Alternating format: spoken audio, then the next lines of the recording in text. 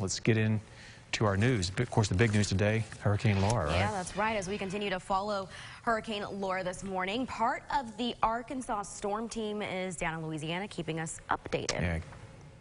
Keith Monahan has been in Louisiana since Sunday. I think we're going to have a shot, but I think they just told us it just froze. Nope, we've got it back up here. Cell service down there clearly is probably an issue. How else are things going down there, Keith? Well, we're getting pretty tired, Ashley and Pat. It was a long night for us. We hunkered down in a hotel just across the street during the height of the storm. Roof started coming off, door blew out, hurricane-force winds all around us, winds gusting as high as 150 miles per hour. Fortunately, the storm surge was not that high here in Lake Charles, up to about 9 feet, but there is a big fear down along the coastal areas of Cameron Parish of up to a 20-foot storm surge.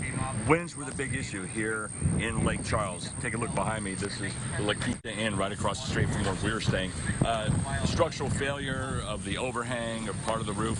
It is going to be a very, very long cleanup process as we head through the next several months. It's not going to be days. It is going to be months. Of course, cell service is rather limited. Only one carrier is working right now. So if you do have loved ones down here, you might have to find a way to kind of get in touch with them, maybe through email or another way, because a lot of the cell phone service that is working actually is getting jammed because so many people are coming out from hunkering down and getting out and taking a look at damage and trying to communicate with each other. So it has been a rough night. It is going to be a rough day today for folks just coming out.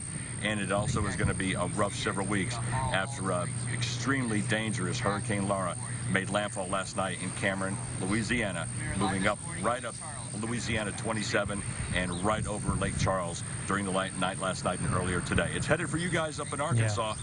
Take this storm seriously. Of course, it won't be as strong up there as it was here, but it certainly is going to pack a punch. Reporting live in Lake Charles, I'm Keith Monahan. Back to you. Now, Keith, you've been up, the sun's been up for about an hour now. You've been up all night, but the sun's been up for about an hour now. You're looking around in the hotel there. You're showing us La Quinta Inn there.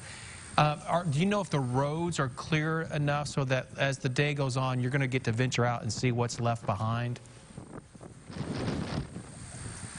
Well, I think the major roads are clear. We're right next to Interstate 210. That's kind of the south bypass on the south side of Lake Charles. Vehicles have been moving through. Those roads generally are pretty elevated because of the overall low elevation here. I'm not sure about the neighborhood streets, but I'm sure the major arterials are going to be a first priority for the emergency responders to get cleared. Any power lines that are down, trees are down. The interstate right now appears open, and I'm sure those main streets through Lake Charles are going to be opening shortly. We're still dealing with the storm surge that is still proceeding.